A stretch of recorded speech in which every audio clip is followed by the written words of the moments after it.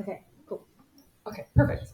Anyway, I'm a PhD student from the University of Illinois in the US, and I'm under the tutelage of Dr. Lei Zhao and Dr. Ashlynn Stillwell. And I'm here today to talk about our work in quantifying runoff reduction from rain gardens in 30 United States cities using urban climate modeling. So, green infrastructure and green stormwater infrastructure are already a couple of topics that you've all probably heard a little bit about at this conference already. And it is a tactic that has been suggested and has been used to help combat the effects of urbanization and climate change. And for our work, we kind of wanted to look at how green infrastructure could be implemented in an urban climate model. But to start with that, we kind of wanted to look at different types of green infrastructure. So, kind of broadly, there's both vegetated and non vegetated green infrastructure. And we decided that we wanted to look at specifically vegetated green infrastructure because it's a little bit more hydrologically complex and has more connections with the natural hydrologic cycle. So, this picture here is of a rain garden, which is a form of vegetated green infrastructure at the University of Illinois. And this is just a diagram of how a rain garden operates. You can see that there's engineered soil that is put in to help better infiltrate water that comes from precipitation or from runoff to be able to better handle that, maybe better than the native soil would be able to do. And so we decided we wanted to look specifically at rain gardens and how we could maybe model these using urban climate modeling. So in this study, we developed a rain garden parameterization bridging local to global scales in the community land model urban. So one of my advisors had a previous student who actually calibrated an actual rain garden in the United States. And my other advisor works more with global climate modeling. And so we took both of those things and decided to bridge them. And so we took the parameterization from and the calibration of the small scale rain garden that was calibrated and kind of tried to figure out how we could represent those parameters in a larger model. So the community land model urban, or CLMU, is what we used. It's part of the community earth systems model, which is hosted by NCAR in the United States. And this figure you see here is how the land grid cells are set up. And you can see I kind of put a focus on the urban land unit for obvious reasons. And you can see each grid cell is composed of different land units, and we are interested in our case in the urban land unit, which is further divided into three different density classes, which you see here. And that is TBD, which is the tall building district, HD, which is high density, and then MD, which is medium density. And again, one of the reasons why we use this model is because it has an explicit urban representation. And within each of these three kind of density classes, there is a urban canyon, which is represented by the roof, the sun wall, the shade wall, pervious road, and impervious road. So for our study, what we decided to do was that we wanted to change all of the pervious road in the medium density and the high density classes, but not the tall building district. And we did this because these two density classes tend to have a little bit more pervious surface, and we figured that that would be more relevant to policymakers versus the TBD district, which has a lot more really tall buildings, not as much pervious space. They're a little bit closer together. So we thought that this would be a more reasonable assumption. So in the pervious surface for both of those density classes, what we did is we went in and changed some of the soil in the pervious road to represent our rain garden.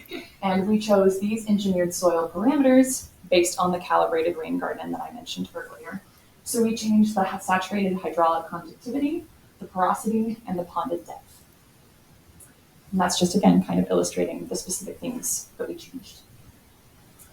To give more of a vertical look of the things that we changed for our parameterization, you can see the figure on the left is actually the original hydrology representation for the urban land unit. And then to the right is our changes reflected. So you can see in the top 7 layers, which is about 0.68 meters or 26 inches, that's about a reasonable depth for a rain garden. We changed the soil properties for those top 7 layers only to represent our rain garden implementation. We also increased the ponded depth, again, to allow for more ponding and hopefully more infiltration. And then we left everything else as the native soil parameters. After developing our parameterization, we selected 30 different US cities to model broad ground-based GSI implementation our rain gardens in. So this figure here just shows all of our cities that we selected, and what is being shown is the percentage of the whole grid cell that has been changed by our parameterization. So each grid cell, of course, is made up of different components, and urban being only one of them, and then the pervious part of the urban only being a certain part of them as well. So this figure is just illustrating that for all of our cities. And the grid size we used, and I'll get into this more in a second, is a 10-kilometer grid. So that's the size of the grids that you're seeing. All of our cities were chosen due to issues with combined sewer overflows. And this is because, for those who are unfamiliar, a lot of cities in the United States were built a little bit ago, and so they have combined sewers still, where they have both stormwater as well as wastewater all in the same sewer system. So that means when there's any extreme precipitation events, it's prone to overflowing, and that causes a lot of environmental concerns. So something that the United States EPA actually commonly recommends for cities with combined sewer overflow issues is to implement more green infrastructure. All of these cities also happen to fall into more runoff producing regions that could benefit from green infrastructure implementation.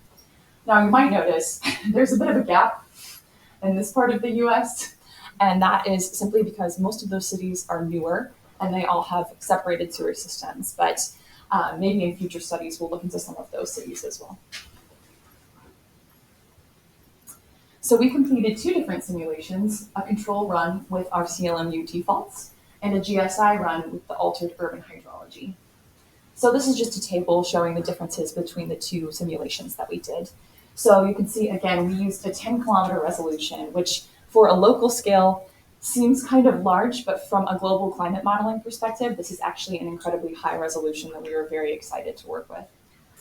The time period we used was 2006 to 2015, and this was just to represent a more current climate kind of period.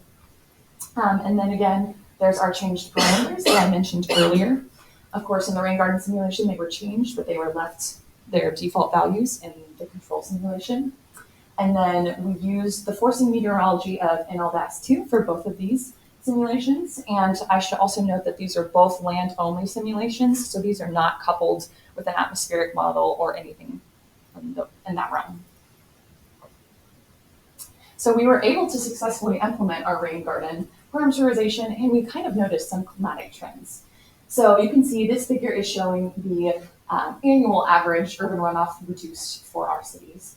And so you can kind of see right off the bat that some cities clearly benefited a little bit more from our implementation than other cities. And we thought, just from looking at it, that maybe that had to do something with climatic zone.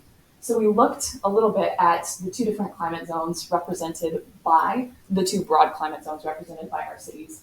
And we did see that continental climates actually saw a little bit higher of a urban runoff reduced, which was really interesting and something that we're going to hopefully investigate further. So then, examining 4 cities from different US regions, we saw some patterns across the 10-year period as well. So this figure is just showing an example of a city from 4 different United States regions. So we have Washington, D.C. in the orange, Chicago in the purple, Boston in the yellow, and then Seattle in the blue. So you can see that Chicago kind of consistently saw more benefits and more runoff reduced overall. And I should mention, on the y-axis, we have the urban runoff reduced again in terms of millimeters per month. So these just represent the 4 different US regions. You can see that certain regions kind of benefit more, but there's also kind of some trends maybe that pair with precipitation that we're going to hopefully look into as we continue this research. So just to conclude, our results demonstrate progress in bridging global to local skills with implications for simulating nature-based solutions in urban areas. So again, our study uses a parameterization based on a calibrated rain garden and was developed under the current version of CLMU. We successfully implemented our parameterization, although our results were a little bit smaller than expected, given the typical functionality of rain gardens on a local scale. Bridging these scales is an important step forward for urban studies and allows for future work simulating both present and future conditions.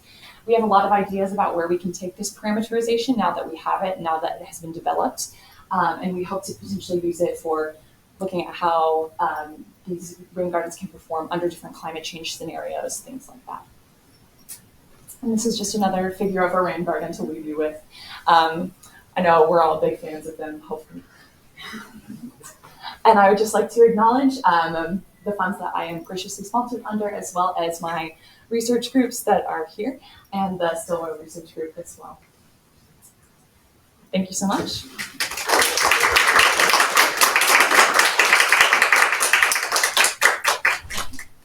So, a couple minutes for questions.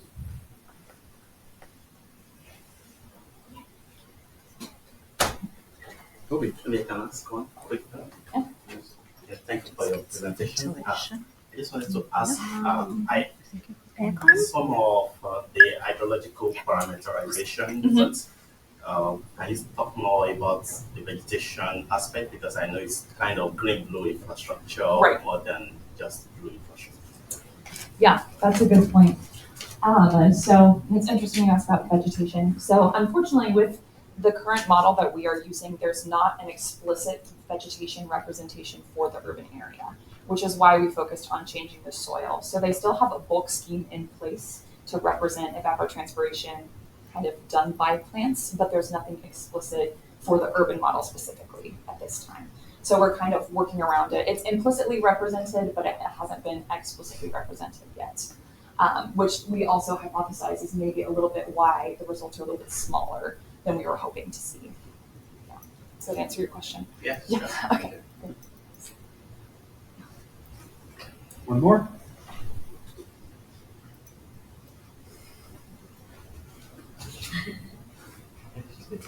Okay. Awesome. Thank you very much, Laura. Yeah, thanks.